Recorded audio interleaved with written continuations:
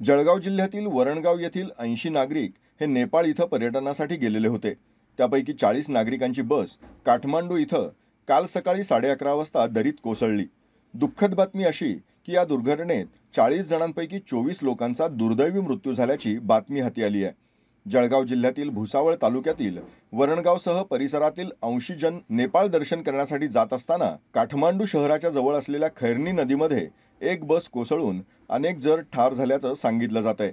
या सगळ्यांच्याच बाबतीत या प्रवाशांना अद्याप अधिकृत माहिती मिळू शकली नसल्याचं, आपले परिजन सुखरूप आहेत का असा प्रश्न या नातेवाईकांना पडलाय.